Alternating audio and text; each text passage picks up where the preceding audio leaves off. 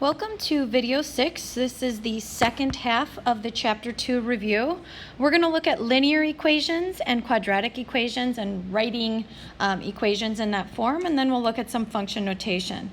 So what I want you to do is quickly reacquaint yourself with the different forms of lines. Okay, so we have slope-intercept form, y equals mx plus b, standard form, ax plus by equals c, point slope form. Then vertical lines are x equals some number, horizontal lines are y equals some number. Okay, so we're going to get right into the examples here. So these are linear equations. We want to write the equation of a line that is parallel to the x-axis. So we should know the x-axis is really the line y equals 0, which in fact is a horizontal line. So remember, horizontal lines are y equals some constant, and if it's passing through this point, I'm just going to look at the y value. So I get my equation, y equals 10. Next, we're going to look at the example. Write the equation of a line that is perpendicular to 2x minus 6y equals negative 18 and passes through this point for negative 7. So the first thing we need to do is determine the slope of this line. Okay, so I can go ahead and convert it to slope-intercept form, and we should recognize that our slope is 1/3. But we want a perpendicular line. So what do we remember about slopes of perpendicular lines?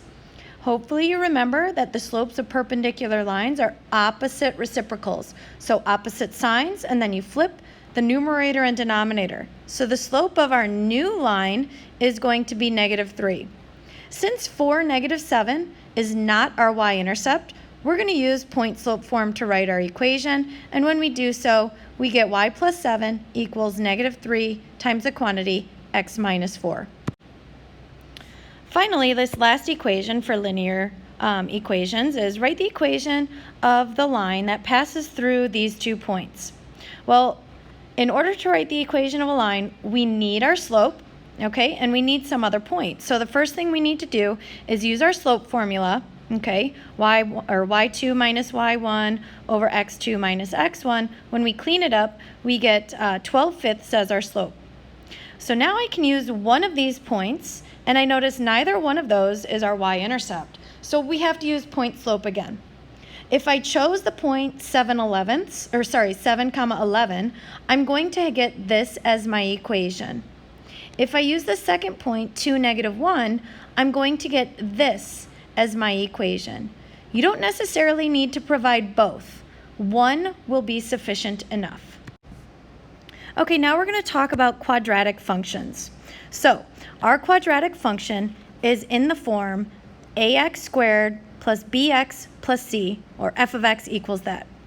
The standard form, or the vertex form that we've used in years past in terms of the name, is f of x equals a times the quantity x minus h squared plus k. In this form, our vertex is hk.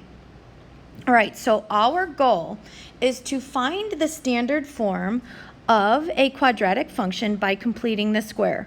From there, we'll state the vertex, and we'll state whether it has a maximum or a minimum value. So this completing the square is going to look a little bit different than what we did in the previous videos, okay? Because we're only going to work on one side of the equal sign, okay? So we're going to keep this f of x on the left side.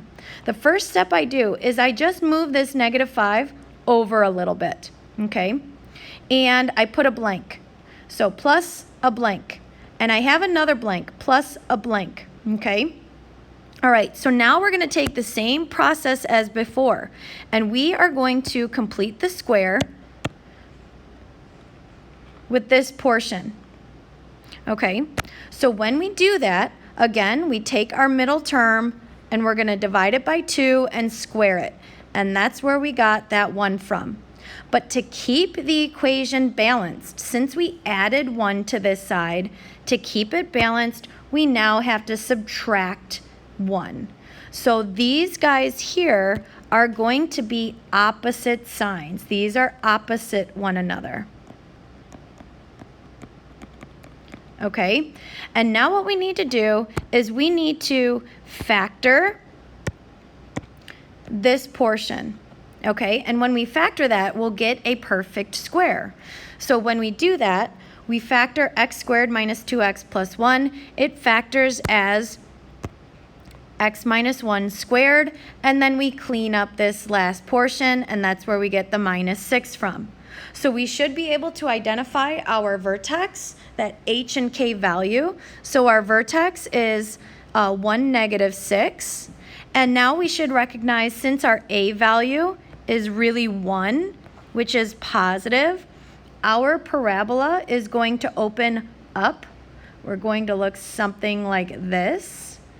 So we end up having a minimum value or a minimum at the vertex. And when we're talking about the minimum or the maximum value, we look at the y value of the vertex. Okay, so our minimum is negative 6. Okay, and it occurs at our vertex. It is the y value of our vertex. Let's take a look at this next example. Our first goal is to kind of separate this constant. So I'm going to have a plus with a blank, and then I'm going to have another blank at the end. Okay, now the problem is this looks a little different because now I have this coefficient in front of my x squared. So what we need to do is we need to factor out this negative 6. So when we factor this out, we are left with a minus 10x here. I still have a plus blank, okay? And I still have this plus blank at the end. I'll explain where this comes from. So now we go through the same process. We want to take that middle term, negative 10, we divide it by 2, we square it, and that's where we get our answer of 25 there. But remember, we want to add the opposite in this blank over here, but we didn't just add 25. We really added 25 times negative 6, okay? So that's negative 6 times 25. So we are adding the opposite. So that's why I put a negative out front. And so really, that really becomes plus 150 here. So when we clean everything up, we keep this negative 6 out front. We factor this portion here, and we get that as x minus 5 squared. We add 11 plus 150, and that's where we get the plus 161. So now we are in that standard form or that vertex form, and we should be able to identify that our vertex is 5, 161. Since our a value is negative this time, it's negative 6, which is negative, our parabola opens down. So our graph really looks something like this. Okay, so this time we should see we have that high value, that maximum value, and it still occurs at the y value of our vertex. The last thing we're going to do is we're going to look at some functions. Function notation, adding, subtracting, composition, all that fun stuff. Okay, so if we're given that f of x is x squared plus 2 and g of x is 3x minus 1, we want to find the following.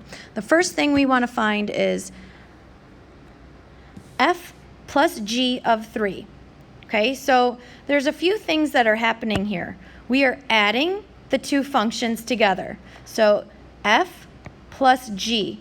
So this is where f is, and this is where g is. We are adding those, but we're also evaluating them when x is 3. So what I did was, instead of having an x squared, we now have a 3 squared. Instead of having a 3 times x, we now have 3 times 3 in the g function. Now we just clean everything up, and we get our answer of 19. Part B is similar, except we are just subtracting the two functions, and I'm not evaluating it at any other x value. So now the key here is remember to use parentheses around what you are subtracting. This will remind us to distribute that negative inside. So when we gather all of our like terms and we write our answer in that standard form from highest degree to lowest, we will get our final answer of x squared minus 3x plus 3. Part C is similar to Part A, where we are evaluating the function at a certain x value, but this time we are multiplying the two functions together. So again, I put my functions in parentheses. We are going to multiply these, and I am substituting for x at the same time. Okay, now it's just a matter of order of operations. Clean up inside of each of these parentheses first, and then go ahead and multiply to get our answer of 198. This last example here has this symbol, which is an open circle. This is a symbol for composition. And this simply means that we are going to take one function and we are going to plug it into the other function. So in this case, I do a little side note. We work inside out first, okay? So the first thing I'm going to do is I'm going to evaluate g when x equals -1. So I'm simply going to make a substitution for x, and I simplify. So I really get g of -1 is -4. So now what this is really asking is to find f of that -4 value. So now I'm going to take that -4 and plug it in for the x in my f function. And now carrying out order of operations, remember to use parentheses around that -4 because we're squaring that entire quantity. We get our answer of 18.